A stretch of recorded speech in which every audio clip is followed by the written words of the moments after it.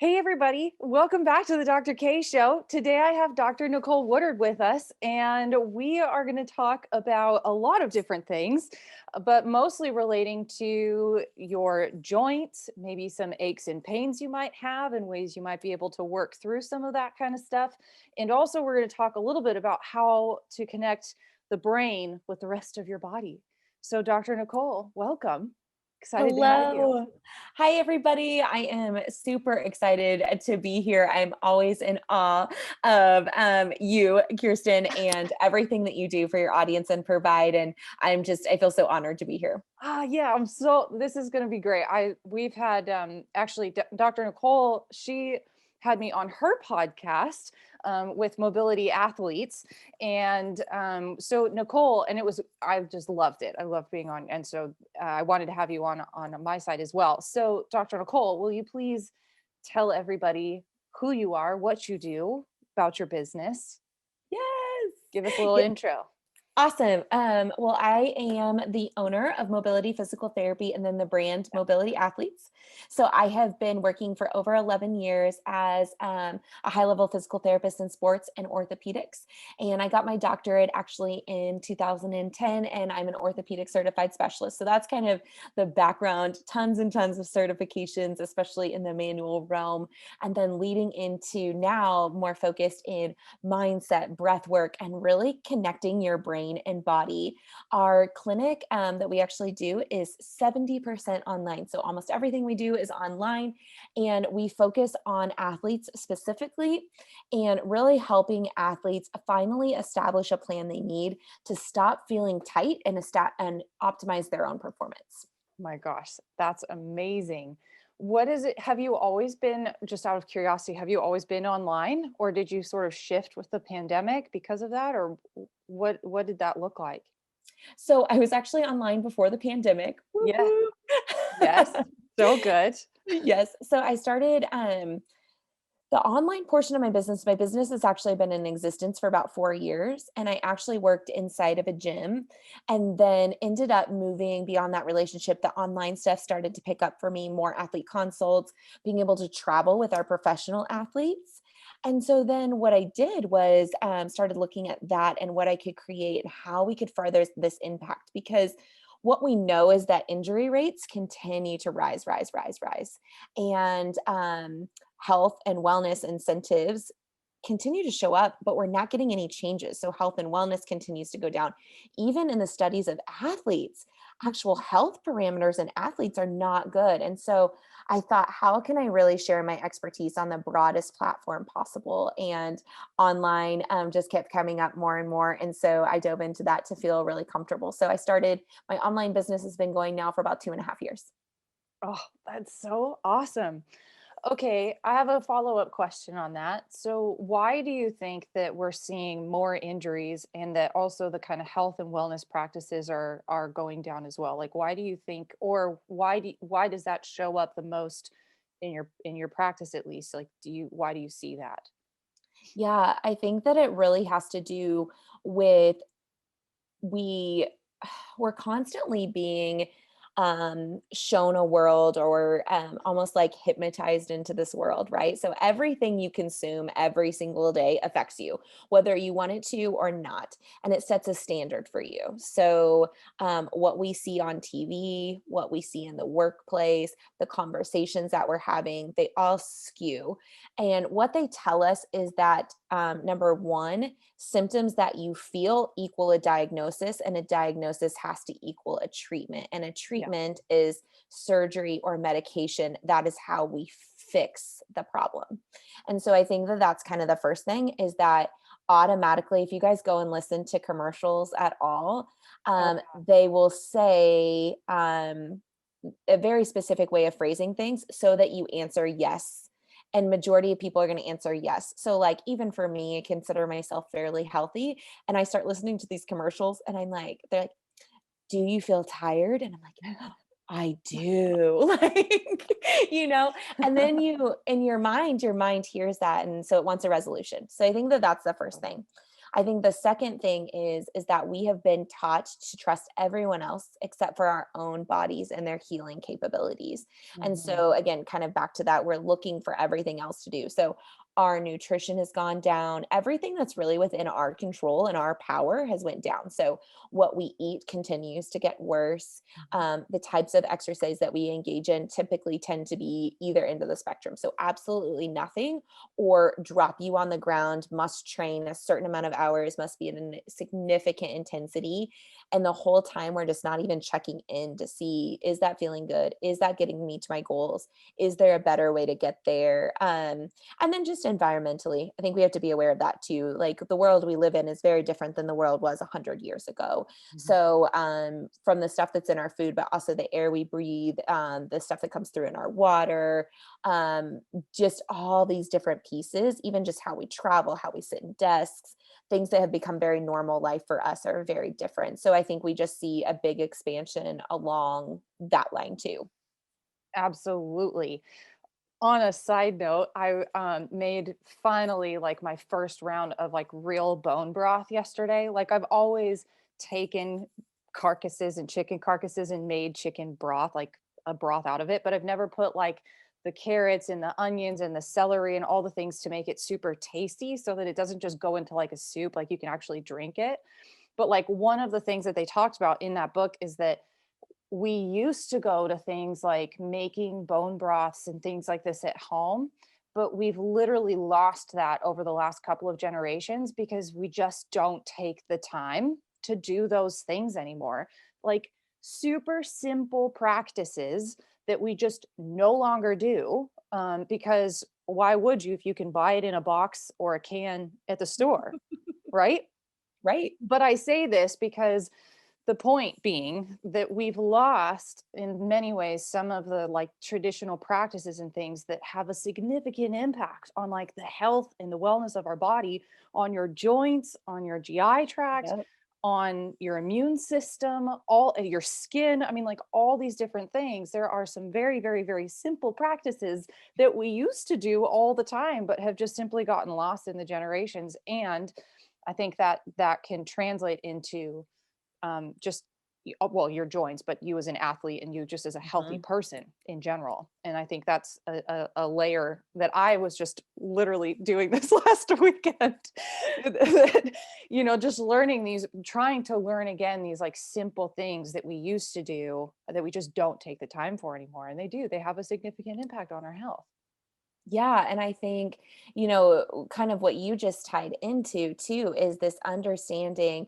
So many people want to segment up the body. They want to segment up their health. They want to segment up their goals. So they want to say, okay, I want to get skinny and I want six-pack abs because Yeah. that's like what an athlete looks like to them. Yeah. And that's great. Okay, like that's fine. That's what an athlete looks to you. That's what you want to embody. But then they forget these things that like the gut microbiome affects how your joints feel, which affects the inflammation in your body, which affects your ability to lose body fat, which affects your ability to train hard Yeah. and affects how deep in sleep you can go. And it's like this never ending cycle. And for me, at least, when I started diving into this world, and even now, guys, like I'm great on the movement part understanding, but surface level on those other things. That's why I work with people like you. But is don't get lost in there. Like there's so Yeah. many things Mhm. that you need and should be doing, but the biggest thing is just look at yourself as a whole picture and just start asking yourself like what feels good, because I promise you the answer is probably things like, I mean, how like even just like good did you feel making that bone broth? Like you probably just Oh felt yeah. like very connected and it was like, oh, this is very soothing. It's a Yeah. it's a soothing process. Your body likes it as well as it's nutritious. Oh, so the process of making it was actually, it's really easy. If you're going to be like around the house for the day, it's so easy to make. But it was actually the process of sipping it, trying it out, adding. So I don't add salt until the end. This is not going to be the entire podcast, I promise. We are going to get It's into the good. things that everybody else is here for. But I always add in salt at the end. And then just because you don't want it to get overly salty, especially if it's going to stay like in the fridge for, a week or so, or freeze. Anyway, the process of like drinking it and trying it, I mean, my husband, he drank the whole thing. He drank my mug, half of my mug and his mug all last night, just because he was like, this is so good. And then afterwards, like both of us were like, I want more of that. And it's interesting because when the body gets things that it wants, it's actually incredible how much you'll be like, I want more of that. And I want even more of that. And I want even more of that. So anyway, I've also seen that with people starting to bring in more fermented foods like kombucha, fermented Mhm. vegetables, sauerkrauts, things like that. They don't typically like them or want them at first, but then when they start eating more of those foods, it's interesting, they start to have more of a palate for it, and then they want more and more and more of it because they're just building up that bacteria in their gut, and it's awesome. But But before we go ahead. Yeah. that's what happens with movement though too, right? Yes. Like Yes. that is what happens with movement. Like Yes. everybody thinks, just like they think they should consume bone broth, just like they think they should do these things. You think you should stretch, you think you should mobilize, Yes. but you don't, Mhm. because you don't yet know how good it will feel and how much more you will crave it. Because if you did, and you saw that improvement, then you would stick with it. Like, this is Totally. the way that it would go. And so I think that it just kind of, again, we have this idea that we have to hate things or be in deprivation, and that includes movement. Mhm. You don't have to train and run yourself into the ground. Like, you can treat your body with respect and Yes. still become a very, very high level athlete. Like, Yes. I promise. Yes. Oh man, I would say it's a huge, almost like fallacy to think that if you want to become a high performing athlete, you just have to be like dead, Mhm. feeling by the end of the day, like work your body so hard. Yeah, that's not always it, right?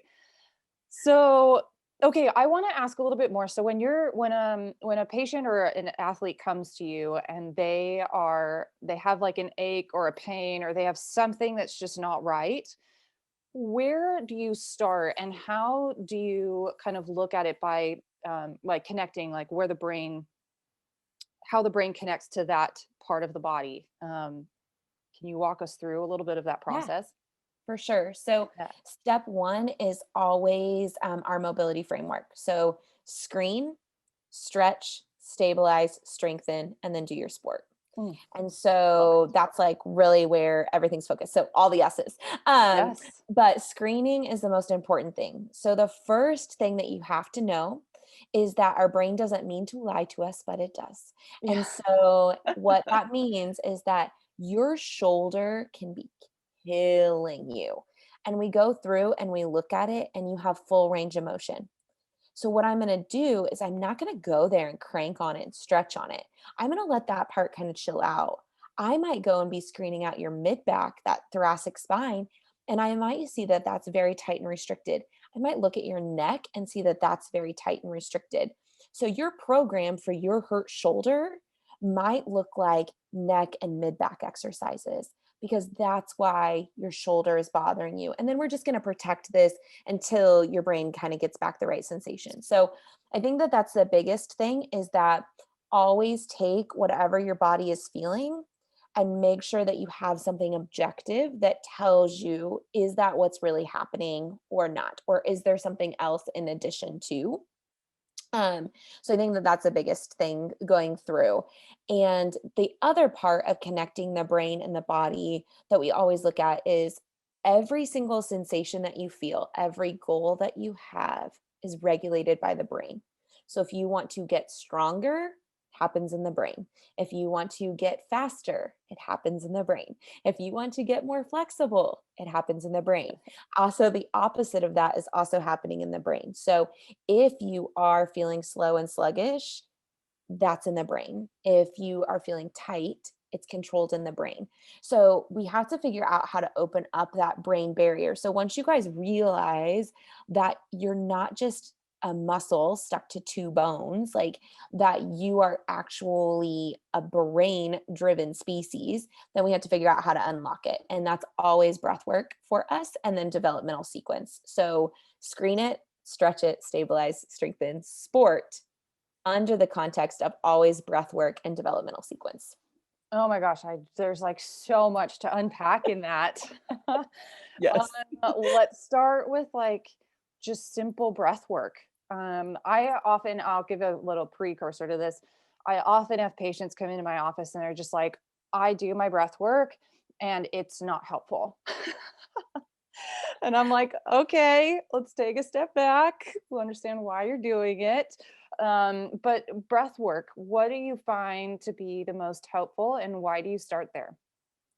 So, first of all, I'd like to preface that every single thing that I have learned, I've either learned through XPT or through Okay. Jesse Coomer. So, Oh, if you cool. guys have any, hilarious, I just keep his book. Like, I'm not trying to, So good. I swear, I am not affiliated with him in any way, shape, or form, but he's awesome. So, if you guys want to pick up his book, it kind of talks about the why and then it goes into exactly what to do.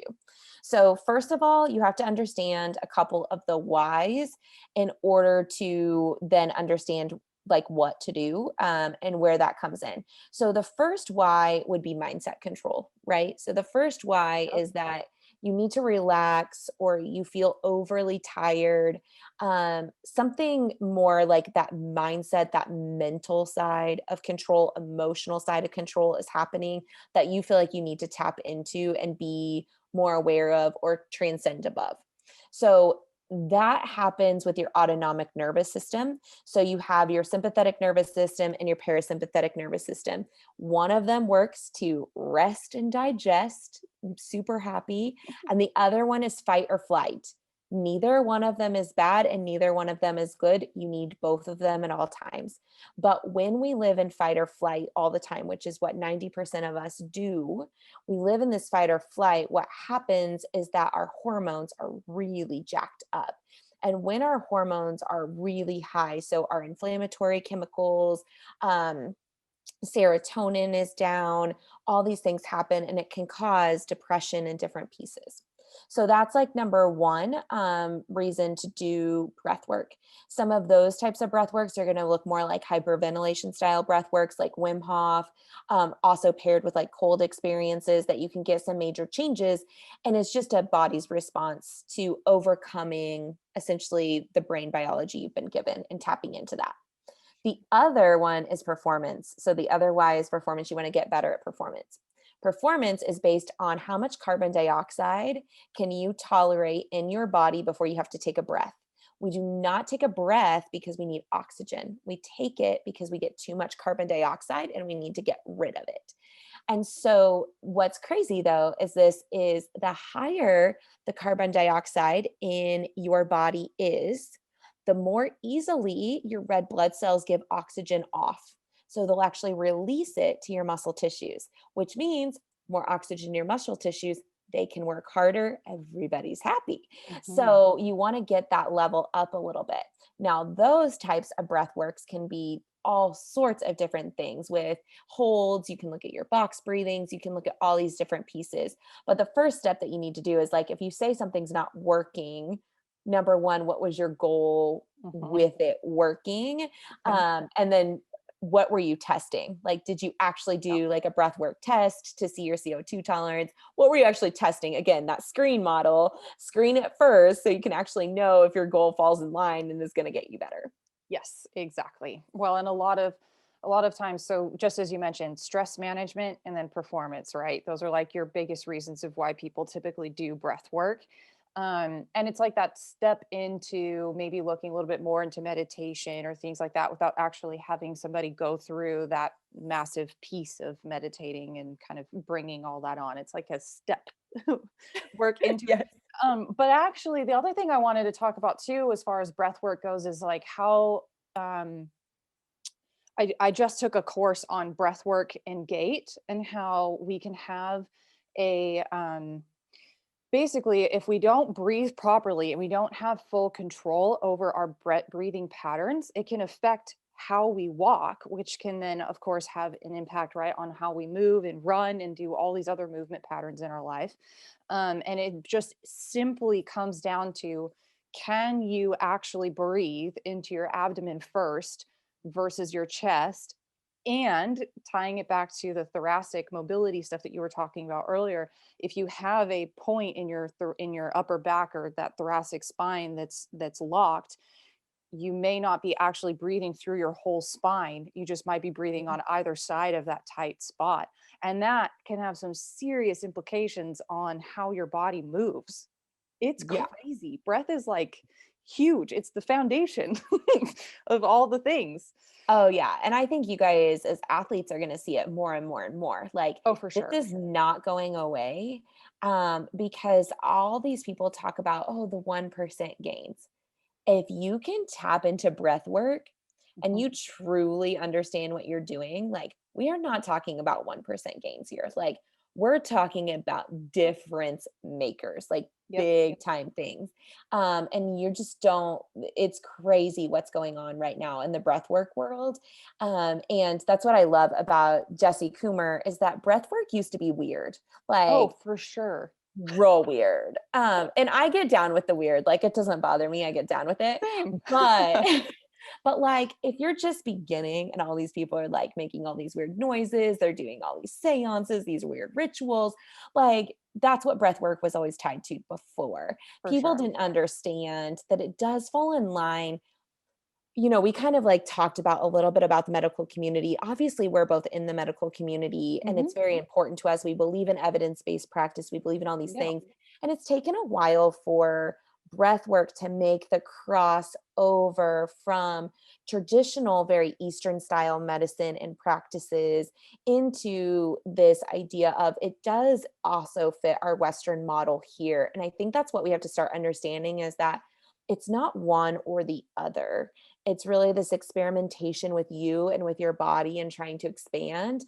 And yes, breath work is the foundation of it all. If you cannot breathe and do things, you'll never be as successful as you can be. And For that's sure. that's everything. I mean, Yep. hands down. Yep. And just it being just this really simple way of dealing with stress management, it's one of the biggest pieces that your higher performing people and athletes have to prioritize is some type of stress management. Because I know in the worlds that both you and I live in, there are many people similar, just like us, very much so working, doing other sports, a lot of these higher intensity things that if you don't, and if you live in that space all the time and you don't take any time to come out of that time and in that stress kind of higher intensity, higher stress Yep. arenas, right? It can, over time, that adds up and it can take a toll on your body. And that can sometimes can show up as illness and injury. Yes. So I'm actually have been learning a lot about this. I'm also doing like some just understanding trauma and stress and how Yeah. it like connects to the body. Yep. But there's actually this universal law. So just like the law of gravity, there's another universal law called the law of relativity. And it says that everything in this universe runs in seasons, and that includes us. Totally. And when you ignore a season completely, that season will persist in time and intensity. So, what that means is if you do Mhm. not take a break, which is winter is like hibernation, taking a break. If you never do that, your body, this universe, everything about it will create that for you because it needs you to do Yeah. that. Like, so it will show up like injuries, it will show up like colds, it will show up like all these things. And then guess what?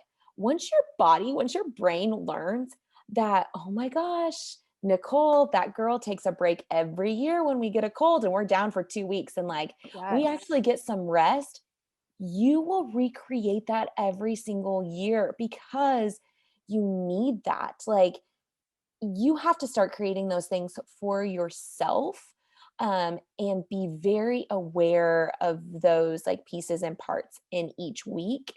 A rest day doesn't just mean not training and then working your butt off at work. and being in a high stress environment, your body doesn't know stress. Like it doesn't know that you're upset at Susie at the office or you just did a 5K PR run. Like it Right. has no idea. It's the Right. same to your body. So you have to really start thinking about that. And that's exactly what you just said.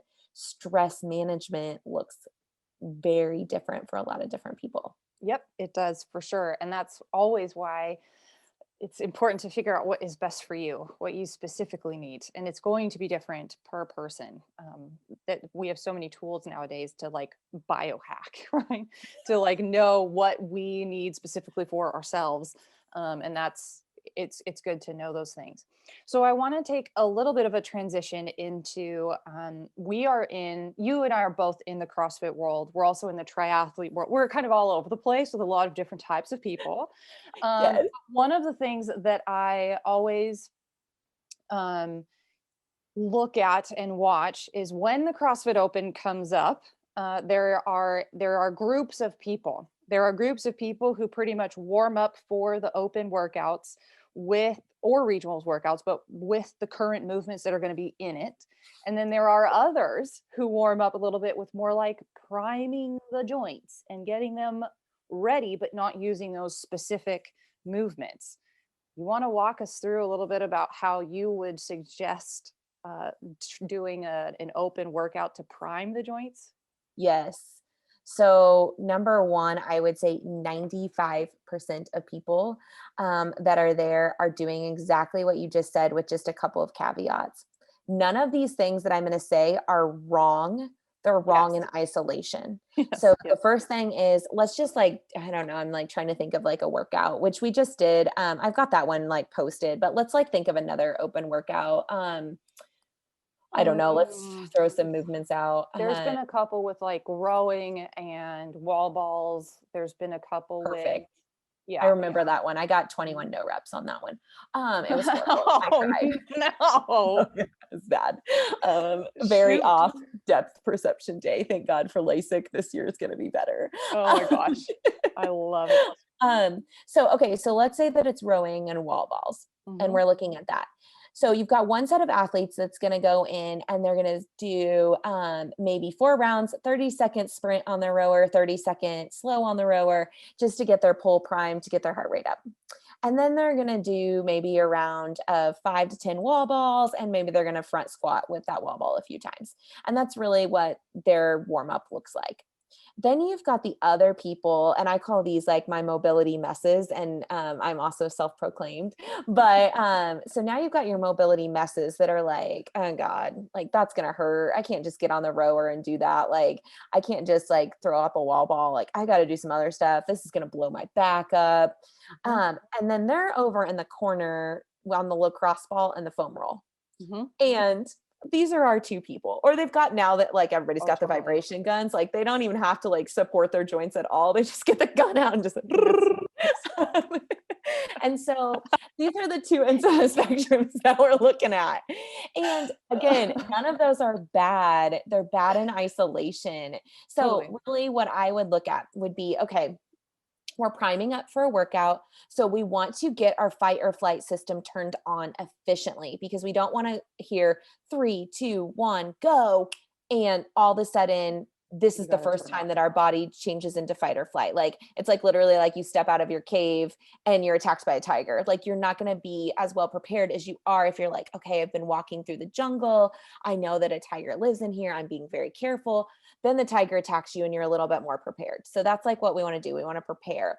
So what that means is we're going to do, we're going to pair our mobility work with inhale breath work. So let's Ah, say we're going to yes. do a 3-second inhale, a 3-second hold, and with a full lung, and then we're going to do a 3-second exhale. And that's what we're going to do. I love it. We know that we're going to do pulling motion. So we need our shoulder blades opened up. We also need our mid back opened up.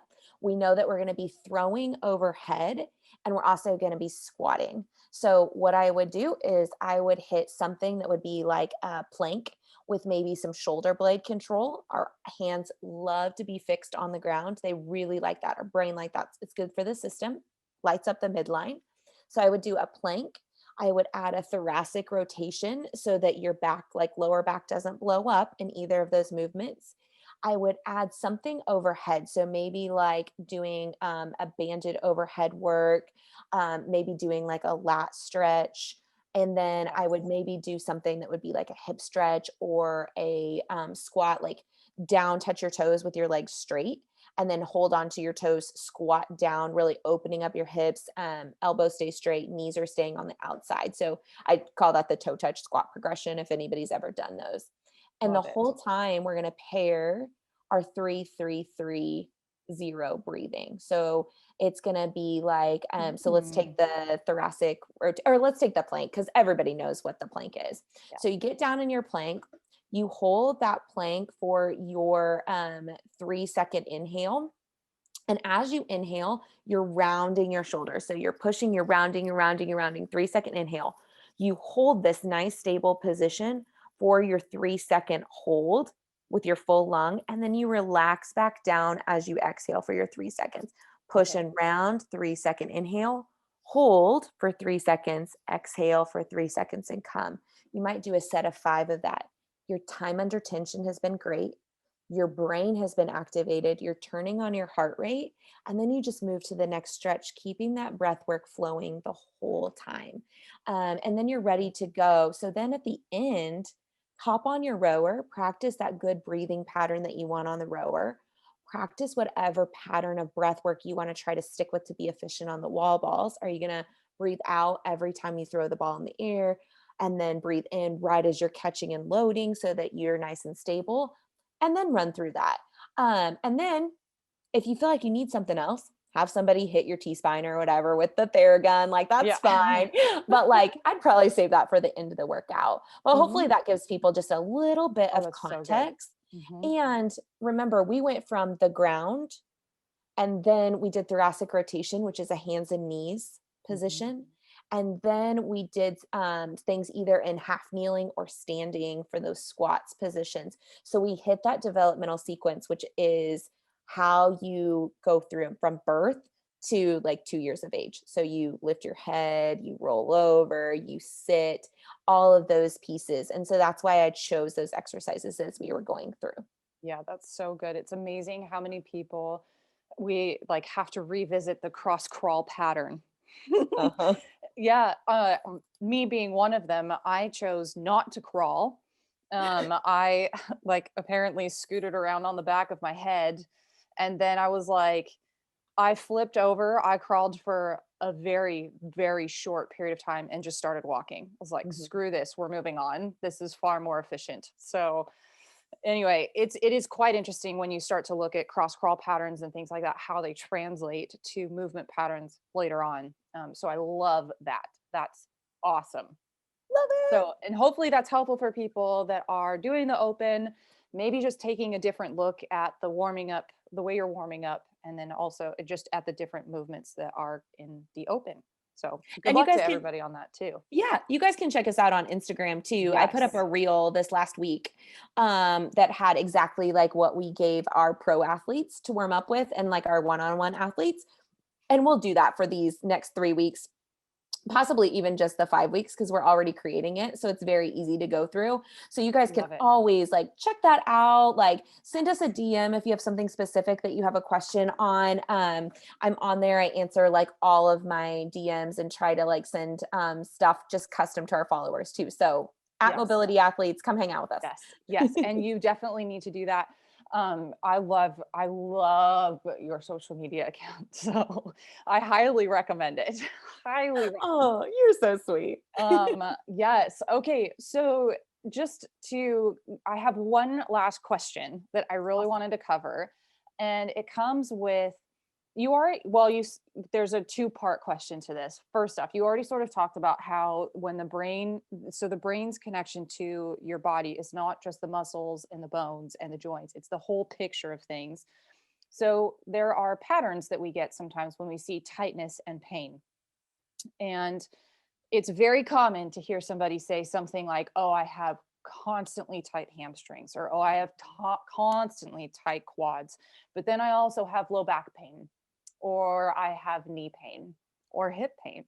Or maybe I have shoulder pain, Exactly. which is the one way up the chain.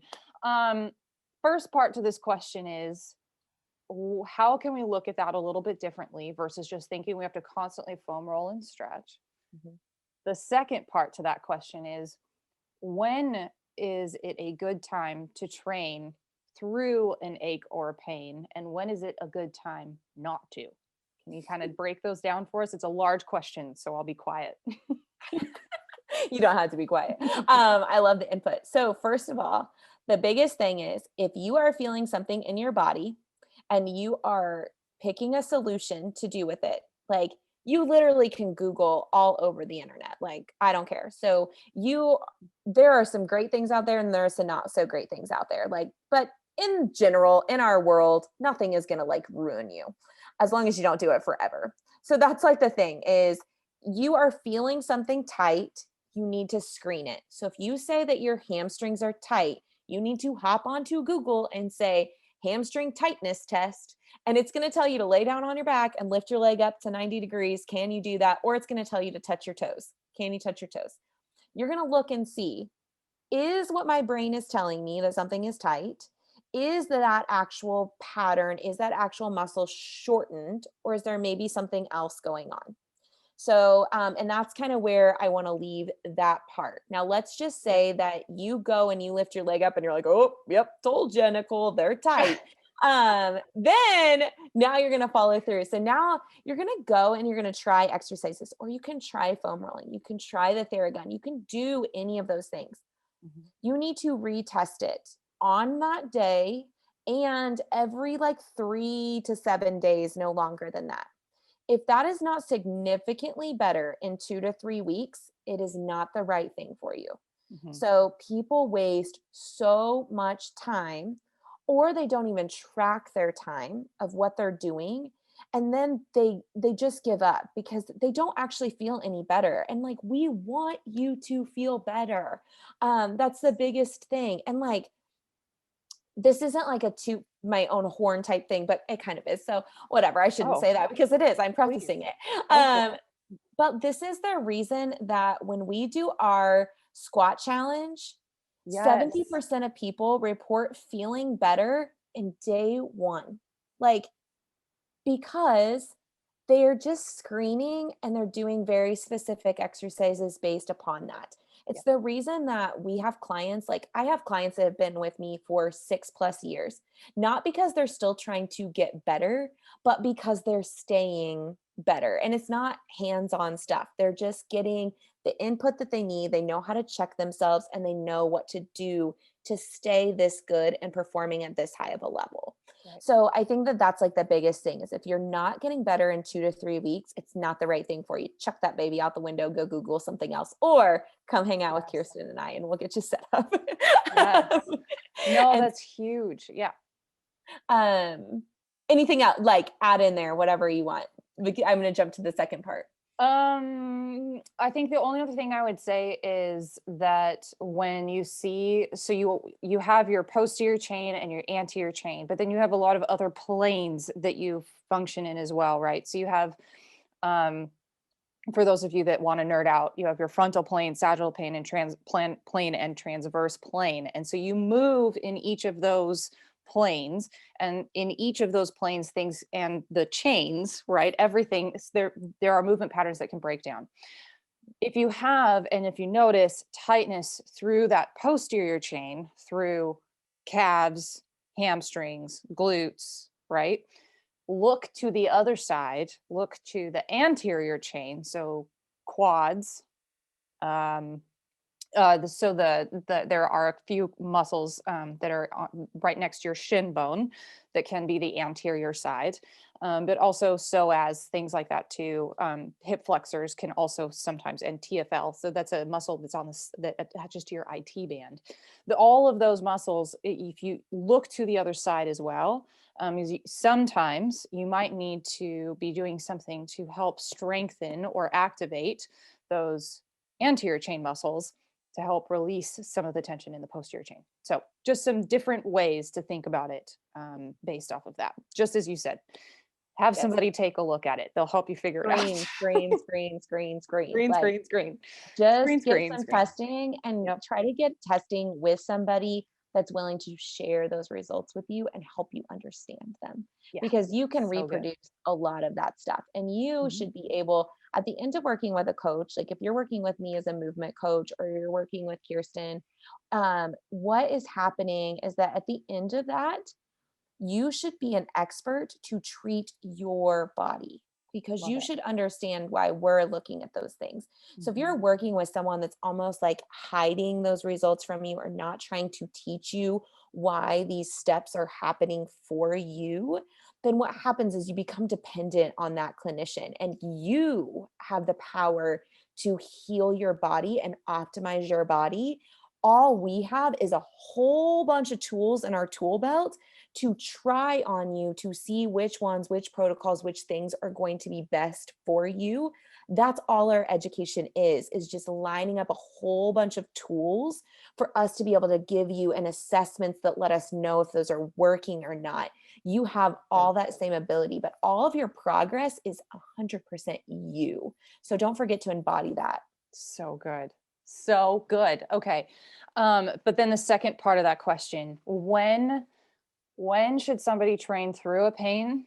And when should they maybe say, I think I need to not do this and I need to go see somebody. What do you think?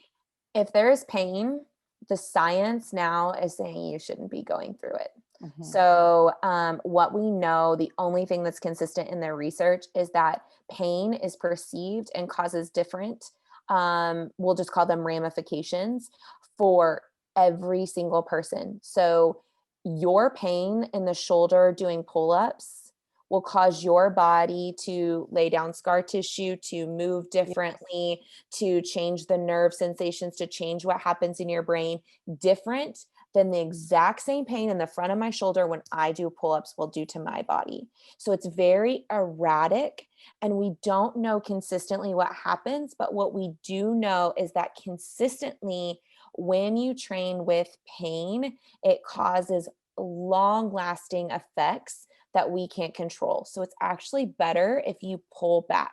Now, with that being said, the longest I have ever had anyone off a training plan to a specific goal. So let's say somebody gets a stress fracture and their goal is to run a marathon in 4 months. The longest Yep. I've ever had anyone off of a training plan is 10 days. And that was post surgical for something. So you can achieve your goals and you can modify your training plan and still be performing at a high level and not be in pain. All of that being said, if your training plan is respecting the healing process, meaning that you're Right. getting enough sleep, you're getting enough nutrients, all of that kind of stuff. If you actually just need time to pull back and take more rest days, and that's why something's happening, that's going to be a conversation that we're having. But let's just say that you come up with a tweak, or you have something going on, but your training plan has been developed well, your goal is far enough out that we can still achieve that, then we can put those pieces into place to get you back to training, back connected with your community very quickly. Oh, that's so good. That's so good. It's amazing what research has come out more about how the body responds to pain and how it just reacts to it. It's really cool. I'm excited to see more once every time something new comes out, it's like, oh, that's awesome. And In I my think opinion anyway, right? it's very interesting. Like the pain Mhm, science is really cool too for athletes, mhm. because what it has shown is originally we thought that athletes could tolerate, or athletes didn't feel pain the same as what a non-athletic person did. And that's why they could push so hard, because they didn't feel pain. What we found from all the studies is that they actually feel pain at the exact same time as what someone who's untrained or not as high level of an athlete, they're just able to withstand it longer. So just remember, especially those high level athletes that are coming here, you have already learned in your system how to withstand pain. So you've already learned how to do that and optimize your performance. So you have to be very careful how often you're running the red light. Yep. Sometimes we run the red light and nothing happens. Like we've all ran a red light and been like, oh crap. but no one T-boned us. If Mhm. you run every single red light that you pass, eventually you're going to get in an accident. And we have no idea whether that accident is going to be something huge, if it's just going to be a fender bender. We have no idea until that happens. So I think that that's just kind of the biggest thing to remember, is that you've trained your body a very specific way for a successful outcome. And now sometimes that's where breath work, that's where mobility comes in, that's where meditation, like Kirsten was saying, comes in, is that you can come back and listen to your body. And that is actually going to make you better. It's not going to take off your edge. It's going to keep your edge for longer in the sport. Yep. Huge. And there's so much time in those for technique work and all of that, that you can really still keep working towards your end goal, right? And towards your performance goals. But be able to take a step back a little bit, allow your body to rest, allow your body to heal, and still be moving forward. So huge. Yes. Oh my Yeah. gosh, I love this. This has been so great, Nicole. Is there anything else that we I didn't ask about, or we didn't talk about today, that you would like to leave this podcast and our viewers with? I don't think so. I mean, I feel like we hit on so many big things, We but went all over, didn't we? oh yeah. But if you guys have any specific questions, don't hesitate to reach out. Like I said, Yes. Instagram is the easiest way for me, Okay. mobility athletes. And if you guys need any specific ideas for warm-ups, or you want to dive in and just a little bit deeper on that brain body connection, I am always more than willing to kind of talk more in depth. I just didn't want anything to go whoo, and people are like, Yes. yeah, I'm just going to keep ignoring it. That seems complicated. Yeah, yeah. It's very common when we start talking about both of our expertise areas, for it to sound really complicated. But the point is that we are here to kind of tackle the complicated things and make them more simple for you. Yes. So that's kind of our job. You also have a couple of other programs as well that you have running, like the squat program, right? You have a couple of things. You want to talk about those real quick? Yeah, I would love to. So anybody is welcome to join us. We will be doing our total body mobility transformation at the end of April again. Okay. So, and we will do our squat program leading into that. So there's going to be some great pieces on really why your squat looks the way it does, how to improve that. And then the total body really dives into everything that we just talked about. So understanding how to warm up properly, give you a library of things and choices like what you have on the internet, information overload, but we're not going to overload you with it. We're going to give it to you in systems so then you can take action on those and really create programs that work for you to optimize your movement.